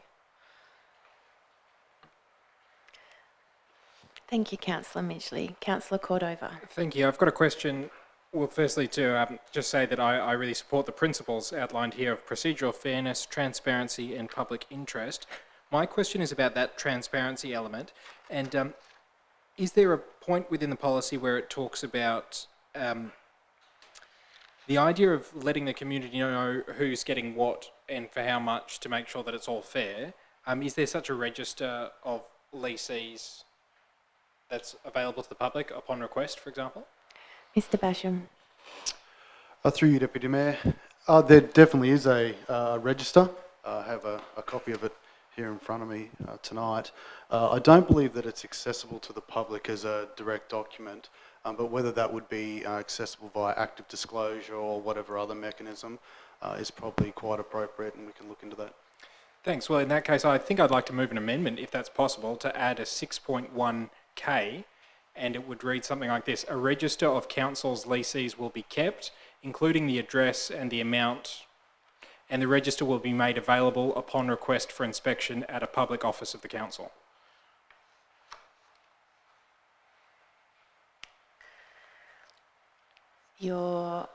Are you asking the mover and seconder to accept that, or would you like to propose an amendment? I would like to ask the mover and seconder if they think that's a good idea.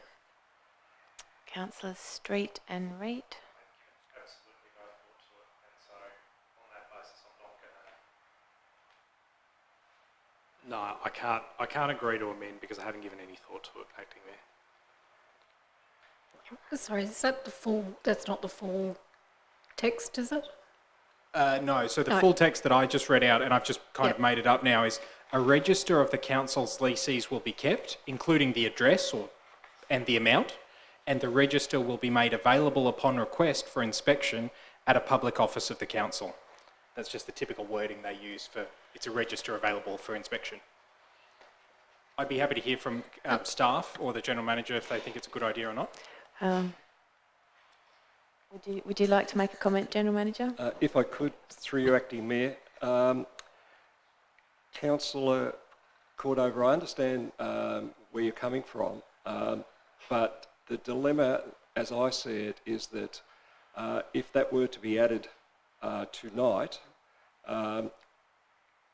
We don't know what impact that might have on some of the existing leasing and licensing arrangements the council have, some of which in the past have not been in open session, for example. I think we would have to take that on notice as a question, to be quite honest. If I might just comment, Acting Mayor, so I think the idea is that there could be some legacy ones where the, insert name of organisation here gets a really, really great deal, and a very exact equivalent organisation who's a bit newer doesn't get a good deal. And I think in the objective of the whole policy is transparency, and I think it would make eminent sense to just have that available upon inspection. I'd be happy to kind of grandfather it in and say, well, from now on we'll do it, but in fact that kind of, what I'm talking about is just meeting the objective of transparency, so I think we should do it. Would you like to move an amendment? I would like to, yes. Do we have a seconder for Councillor Cordova's amendment?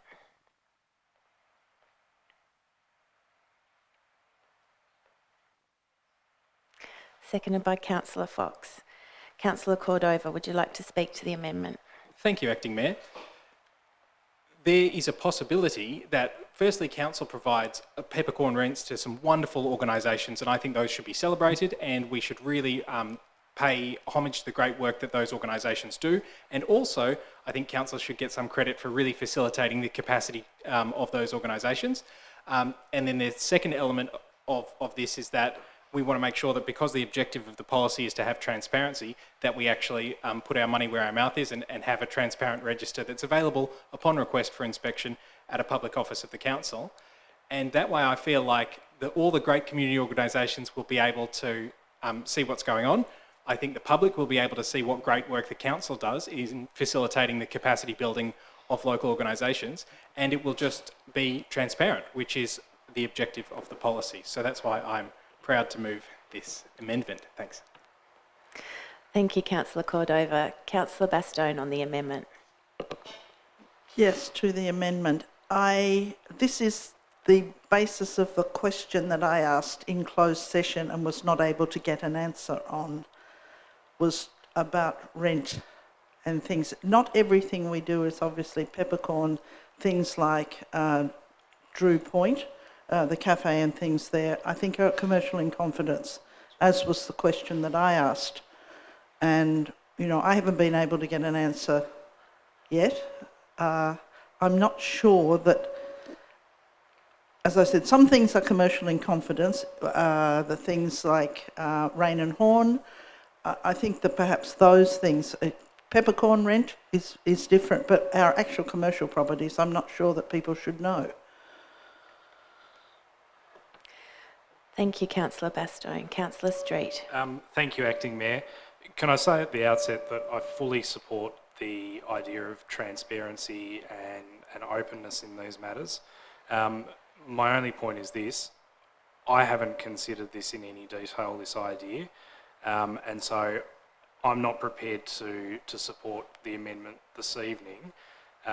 What I would suggest is that I would be prepared to look at an amendment to the policy subsequent, when I've had an opportunity to consider matters of commercial in confidence, matters that were in, the General Manager makes a good point, I think, in relation to matters that were considered in closed session, and the implications that it would have for those as well.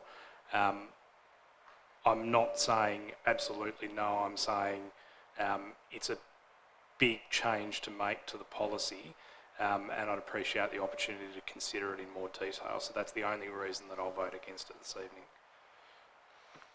Thank you, Councillor Street. Councillor Fox.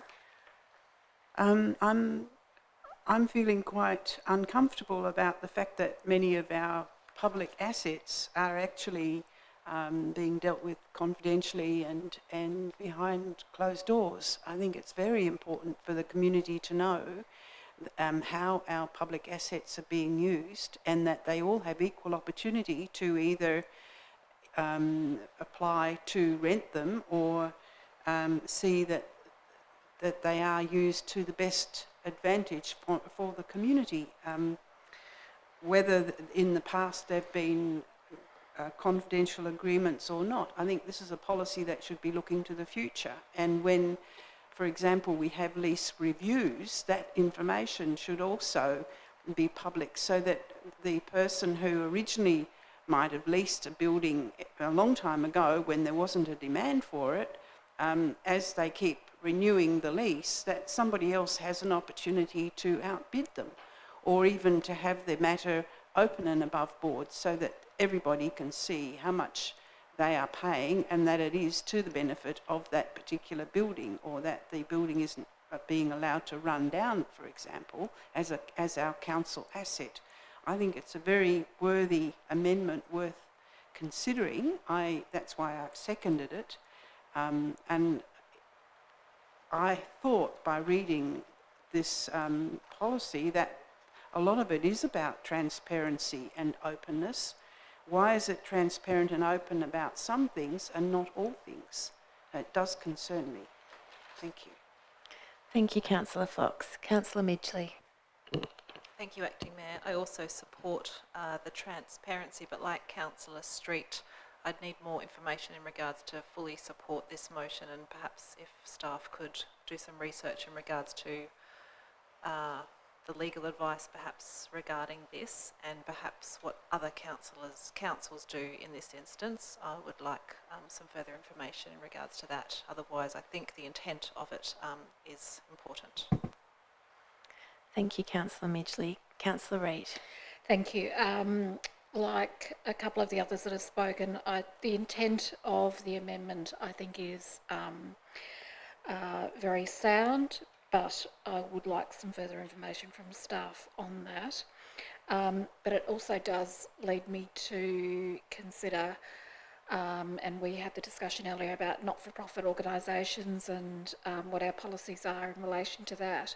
And it makes me think whether we need an actual, whilst this leasing and licensing policy touches on it, we don't actually have a standalone policy in relation to leases to non-profit organisations. And if you look at the Hobart City Council, they have like a 6-page one which goes through things like the capacity of the organisation to pay and so on and so forth. So I just want to foreshadow that maybe that is something that we should also be considering to get that level playing field across not-for-profits, because there are varying degrees of ones in terms of size and capacity to pay. There are ones that get huge amounts of government support. There are others that don't get any government support. So it's not kind of a level playing field when it comes to not-for-profits. So it's kind of a segue. I've gone off there, but it is something that I think we need to work on for the future to make sure that we have that equitable situation within the not-for-profit area. So look, I thank Councillor Cordova for bringing the amendment. I'd hope we can get some further advice on it, so I won't be supporting it, but I support the intent, and I would like to see us do more work on the not-for-profit space. Thank you, Councillor Reid. Like most of my colleagues have expressed, I also support the principle of transparency, but I don't feel comfortable supporting this amendment on the run. I would need some time to consider the commercial in confidence issues. There are a number of decisions Council does make in closed session, and there are valid reasons for that. We get 4 days to consider our agenda papers and ask questions of staff and receive advice before we make a decision. And likewise, I would not feel comfortable to support this amendment at this point in time, but I do support the sentiment. Councillor Cordova, would you like to sum up on the amendment? Yes, thank you. I think this has been a really robust debate, and I'll just foreshadow now that because this is our opportunity and we don't want to have to wait 5 years, everybody's shown some interest in chatting about it, I'm going to foreshadow that if the amendment fails, and I totally understand the reason why it might, I'd like to move to defer this policy until a report is provided by Council. And the reason for that is that way we don't have to wait 5 years. We're in no rush, I think, to pass it, but there's some legitimate questions that have been raised by Councillor Reid and I think myself. The more I actually think about this, the more I think that commercial entities are probably the main reason why we should have transparency, actually. I think that commercial ones are even more important. The examples of cafes or real estate agencies or what have you, these are community funds, they're community assets, and the objective of the policy is to be transparent. It obviously requires due consideration, and I would love us to consider that. I would love for the council staff to develop some thought on that and then bring it back to us in future weeks so that we can consider it. The idea about letting the community know who gets what and why is the fair way to do it. It's the transparent way to do it, both for not-for-profits and I think especially for commercial entities, considering these are community assets we're talking about here. I think it makes eminent sense to look into this, and so I understand the trepidation about not wanting to do it tonight, but if that's the case, let's not wait 5 years for another review. Let's please defer this and then bring it back with a report that considers these issues. Thank you. Thank you, Councillor Cordova. So we have an amendment moved by Councillor Cordova and seconded by Councillor Fox. All those in favour, please say aye. Those against? We have a division. Those in favour, please raise your hands. Councillor Cordova and Councillor Fox. All those against? Councillors Street, Bastone, Reet, Midgley, Wass and Westwood. The amendment is lost. Councillor Cordova, you did foreshadow A motion to defer this until a report is until it comes back with a report or some answers about what we've talked about tonight, so we can reconsider it before 5 years. Okay, motion to defer, seconded by Councillor Midgley. I think there's a point of order here. He's put the amendment is lost. You can't have your cake and eat it too. I would be happy to discuss it later on, and I think if that's the case, if this council wants to discuss it, we will, but to have an amendment lost, you can't defer it, it's lost. I might seek some advice from the General Manager. Again, point of order because he has spoken to the motion.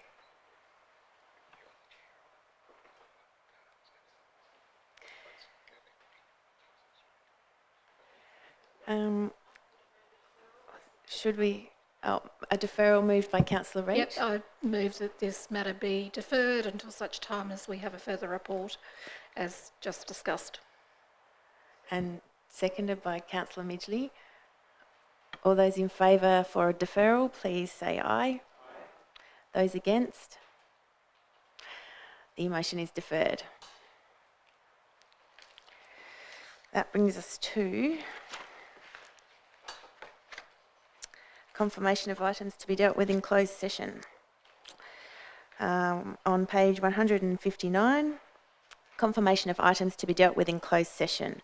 We have a recommendation that in accordance with the Local Government Meeting Procedures Regulations 2015, Council by absolute majority move into closed session to consider the following items: confirmation of minutes and applications for leave of absence. Do I have a mover and a seconder? Moved by Councillor Fox, seconded by Councillor Cordova. All those in favour, please say aye. Those against? Council will now move